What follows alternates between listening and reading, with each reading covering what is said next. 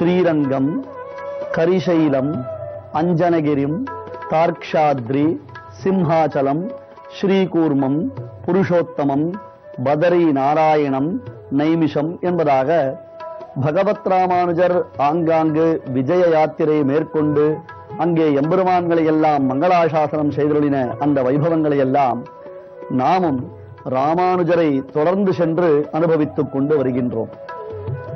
ஆழ்வார்கள் மங்களாசாசனம் செய்தருளின சில திவ்ய கஷேத்திரங்கள், ஸ்வயம் வியக்த கஷேத்திரங்களாக ஆழ்வார்களினாலே மங்களாசாசனம் செய்யப்படவில்லை என்றால் கூட மகான்களினாலே அபிமதிக்கப்பட்டதினால், மகான்கள் அந்த திவிரேசத்தை கொண்டாடினதினாலே தன்னேற்றம் பெற்றதான சில கஷேத்திர விசேஷங்கள் என்று இப்படியாக சுவாமி ராமானுஜர் பல இடங்களுக்கு சென்று மங்களாசாசனம் செய்துள்ளார். அதில் குறிப்பாக புருஷோத்தமபுரி என்னும் அந்த இடத்திலிருந்து ஒரு இரவிற்குள்ளாக கருடன் பகவத் ராமானுஜரை ஸ்ரீகூர்மம் என்னும் இந்த திவிரேசத்தில் வைத்து விட்டான். இன்றும் புருஷோத்தமபுரி என்னும் அந்த பூரி கஷேத்திரத்தில் நாம் சென்று சேவித்தோமேனால் பெருமான் ஜெகநாத பெருமானுடைய திவ்ய ஆலயம், அந்த ஆலயத்திற்கு சற்று தொலைவே, அங்கு சென்று கேட்டால் அங்கே உள்ளவர்கள் வழி சொல்லுவார்கள். சற்று தொலைவில் ராமானுஜருடைய மடம் இன்றும் இருக்கிறது. அந்த மடத்தில் வருடந்தோறும் பகவத் ராமானுஜருடைய ஜெயந்தி உற்சவம் வெகு சிறப்பாக விமரிசையாக நடைபெறுகிறது. சுவாமி ராமானுஜருக்கு புறப்பாடு முதலானவைகள் நடைபெறுகின்றன. அங்குதான் சுவாமி தங்கி இருந்தார் என்பதாகவும், அங்கிருந்து சுவாமியை கருடன் இங்கே ஸ்ரீகூர்மத்தில் கொண்டு வந்து வைத்தான் என்பதாகவும் நம்முடைய குரு பரம்பரையில் பெரியோர்கள் பெருமான் இவர் திறத்தில் நிகழ்த்தினதான இந்த திருவிளையாடல்களை எல்லாம் வர்ணிக்கின்றனர். இங்கே வந்து சேர்ந்தோமே, இது ஏதோ சிவக்ஷேத்திரம் போன்றிருக்கிறது, நாம் என்ன செய்ய போகிறோம், நமக்கு இந்த திவிரேசத்தில் இந்த இடத்தில் நமக்கு என்ன சம்பந்தம் இருக்கிறது என்று ராமானுஜர் யோசித்த பொழுது பெருமான் தன் சாநித்தியம் இந்த இடத்தில் எப்பொழுதும் நித்தியஸ்ரீ நித்தியமங்கலமாக இருக்கிறது, ஆனால் தான் மறைக்கப்பட்டிருக்கிறேன் என்பதையும் ராமானுஜருக்கு புலப்படுத்தினார். விரைந்து சென்று அங்கிருக்கும் ஸ்ரீகூர்ம மூர்த்தியை சுவாமி கண்டெடுத்தார். ஆம், இன்றும் நாம் இந்த திவிரேசத்திற்கு சென்று சேவிக்கலாம். ஸ்ரீகூர்மம் என்பதாக ஆந்திர தேசத்தில் இந்த இடம் அமைந்துள்ளது. ஸ்ரீகாகுளம் மாவட்டம் என்பதாக சொல்லுகிறார்கள் இந்த இடத்தை. இதற்கு அருகிலேயே சுற்றிலும் பலவிதமான க்ஷேத்திரங்கள் அமைந்திருக்கின்றன. ஆச்சரியமான கூர்மாவதார பெருமான் கூர்மாவதார திருக்கோலத்தில், வேறு எங்குமே சேவிக்க முடியாத ஒரு ஆச்சரியமானது ஒரு திருக்கோலத்தில் பெருமானை நாம் சேவிக்கின்றோம். கமட்டம் என்ற கூர்மத்திற்கு பெயர். கமட்டபதியாக மந்திரமலையை முதுகில் தாங்கிக் கொண்டு தேவர்களுக்கும் அசுரர்களுக்கும் நடுவில் அந்த பரமாத்மா தான் ஆவிர்பவித்து அலைகடலை கடைந்து அன்று அமரருக்கு அமுதிந்தவனாக இங்கே சேவை சாதிக்கின்றான். வங்கக்கடல் கடைந்த மாதவனும் கேசவனுமாக சேவை சாதிக்கின்றான். ஆமையான கேசவனாய் அவன் சேவை சாதிக்கின்றான். அந்த அவதாரத்தில் கூட அவனுடையதான அந்த கூந்தல் அழகு என்பது அப்படியே நமக்கு அற்புதமாக சேவையாகின்றது. அப்படி ஒரு ஆச்சரியமான திவ்ய கஷேத்திரம். இதற்கு அருகிலேயே உரங்கல் அல்லது உரகல் அல்லது தற்காலத்தில் வாரங்கல் என்று கூட இருக்கலாம். ஆராய்ச்சியாளர்கள் இந்த விஷயத்தை நன்கு ஆராய்ந்து பார்க்க வேண்டிய இடம். பிரதாபருத்ர மன்னர்கள், காகதீய மன்னர்கள், காகதீய வம்சம் என்று சொல்லுகிறோம் அல்லவா, அந்த காகதீய மன்னர்கள் இங்கே அரசாட்சி செய்து வருகிறார்கள். பரம்பரையாக அவர்களுக்கு பிரதாப ருத்ரர்கள் என்பதாக பெயர். அவர்கள் தங்களுடைய பிரதாபத்தினாலே, தங்களுடைய மேன்மையினாலே, வீரதீர பராக்கிரமத்தினாலே அவர்கள் சிறப்புற்றவர்கள். ஏகசிலா நகரம் தற்காலத்தில் வாரங்கள் என்று சொல்லப்படுகிறது. குரு பரம்பரையில் இந்த தேசத்தை தான் உரங்கள் என்று சொல்லுகிறார்களோ, அடியேன் அந்த விஷயத்தில் ஆராய்ச்சி செய்யவில்லை. அப்படி ஒரு இடம், அந்த இடத்தில் இருக்கக்கூடிய ஒரு அரசன், அந்த அரசன் சுவாமி ராமானுஜருடைய அற்புதமான அந்த அரும் பெருமைகளை எல்லாம் கேள்விப்பட்டு தனக்கும் ராமானுஜருடைய சம்பந்தம் வேண்டும் என்பதாக ஆசை கொண்டு ராமானுஜரை வந்து ஆசிரியிக்க, ஏனென்றால் அடியேன் பலமுறை வலியுறுத்தி இருக்கிறேன், எம்பெருமானுடைய சம்பந்தம் இருப்பதை காட்டிலும் நமக்கு எம்பெருமானாருடைய சம்பந்தம் தான் மிக முக்கியம். ஒரு சாதாரண ஒரு எளிய உதாரணத்தை அடியேன் இந்த இடத்தில் விண்ணப்பிக்கிறேன். அதை புரிந்து கொண்டால் மிக விசேஷமானது. அதாவது பகவானுடைய சம்பந்தம் என்பது நமக்கு ஏற்பட்டிருக்கக்கூடிய ஒரு நோய் தீர்ப்பதற்காக, அந்த நோய் தீர்வதற்காக நாம மருந்து கடைக்கு சென்று அங்கே மருந்தாளினிடமிருந்து மருந்தை பெற்று உட்கொள்வதைப் போல, எனக்கு தலைவலிக்கிறது, எனக்கு வயிற்று வலிக்கிறது, எனக்கு சற்றே காய்ச்சலாக இருக்கிறது என்று சொல்ல, அங்கு இருக்கக்கூடியதான அந்த மருந்து விற்பனையாளர் அவருக்கு தெரிந்த ஒரு மருந்தை நமக்கு அளிக்கிறார். இது பகவத் சம்பந்தம். இதே ஒரு மருத்துவரிடம் சென்று நோய் நாடி நோய் முதல் நாடி என்னும்படியாக அவர் நம்மை நாடி பிடித்து பார்த்து நமக்கு என்ன தேவை, நம்முடைய நோயின் தன்மை எத்தகையது, அவர் அளிக்கக்கூடிய மருந்து நமக்கு ஒத்துக்கொள்ளுமா ஒத்துக்கொள்ளாதா, இதையெல்லாம் ஆராய்ந்து பார்த்து பலவிதமான பரிசோதனைகளை எல்லாம் செய்து நமக்கு சரியான மருந்தை அளிக்கிறார். இந்த இரண்டில் எது சிறந்தது? நாமாக சென்று மருந்து கடையில் மருந்து வாங்கி சாப்பிடுவது சிறந்ததா, அல்லது நம்முடைய நோயின் தன்மை அறியும் மருத்துவர் மூலமாக நோயை குறித்த விவரங்களை அறிந்து அவர் நன்கு பரிசோதனைகள் செய்து நமக்கு தேவையான மருந்துகளை அளித்து நிரந்தரமாக நம்மை குணப்படுத்துகிறாரே, அது சிறந்ததா? அதுபோலத்தான் பகவத் சம்பந்தம் என்பது நாமாக நேரடியாக சென்று மருந்து உட்கொள்வது. ஆனால் ஆச்சாரிய சம்பந்தம் என்பது ஒரு மருத்துவர் நம்மை பரிசோதித்து நமக்கு தேவையான மருந்தை அளிப்பது. இந்த உண்மையை எத்தனை பேர் புரிந்து கொண்டிருக்கிறார்கள்? அப்படியே கேட்டுவிட்டால் தான் அவர்களுக்கு உடனே ஆச்சாரியனிடத்தில் பக்தி வந்து விடுகிறதா, ஆச்சாரியனை சென்று அணுக வேண்டும் என்ற ஆசை உண்டாகிறதா? அதுதான் சுவாமி பாப விசேஷம். அது போகட்டும்.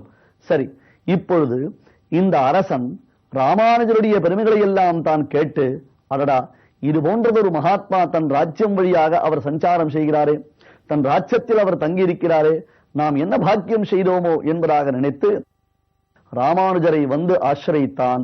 அங்கிருந்த அந்த அரசனை திருத்தி பணி கொண்டு அவனுக்கு தெலுங்குராயன் என்று திருநாமமிட்டார். பஞ்ச சம்ஸ்காரங்கள் என்று சொல்லுகிறோமே, அந்த பஞ்ச சம்ஸ்காரமான சமாசிரணம் முதலான சம்ஸ்காரங்களை எல்லாம் செய்து வைத்து அவனையும் நல்லதொரு விஷ்ணு பக்தனாக்கி அடியாருக்கு என்னை ஆட்படுத்தும் விமலன் என்னும்படியாக அவனை நல்லதொரு வைஷ்ணவனாக்கி சுவாமி ராமானுஜர் ராஜ்யத்தில் நிலைநிறுத்தினார். இப்படி அரச பெருமக்கள் முதலானவர்கள் எல்லோருமே சுவாமி ராமானுஜரை ஆசிரியத்திருக்கிறார்கள். அவர்களுடைய ராஜ்யம் என்பது நிலையற்றது, இந்த ராஜ்யத்தினாலே தங்களுக்கு எந்த விதமான பிரயோஜனமும் இல்லை என்பதை நன்கு உணர்ந்திருக்கிறார்கள். அடியேன் ராமானுஜ தாசோஸ்மி என்று சொல்லிக் கொள்வதையே பெருமிதமாக அவர்கள் எண்ணி இருந்தார்கள்.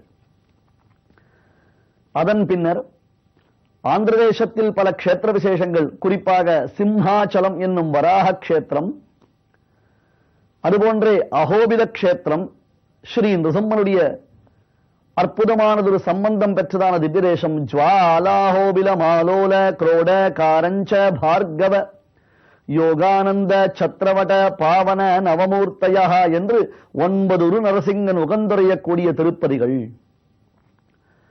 இந்த திவ்யதேசத்துடைய விளக்கத்தை நாம் கீழே பார்த்திருக்கிறோம். அங்கண் ஞாலமஞ்ச அங்கோர் ஆளறியாய் அவுணன் பொங்கவாகம் வள்ளுகிறாள் போழ்ந்த புனிதனிடம் பைங்கனானை கொம்பு கொண்டு பத்திமையால் அடிக்கீழ் செங்கனாலி இட்டிரஞ்சும் சிங்கவேள் குன்றமே என்று கலியன் திருமங்கையாழ்வார் மங்களாசாசனம் செய்கின்றார். தெய்வமல்லால் செல்ல ஒண்ணா சிங்கவேள் குன்றமே என்று இப்பெருமானை போற்றுகின்றார். சென்று காண்டற்கு அரிய கோவில் என்று பெரும் மலைகளும் காடுகளும் நீரருவிகளும் காட்டு மிருகங்களும் கொடிய விஷஜந்துக்களும் நிறைந்திருக்கக்கூடிய பெரிய காடு.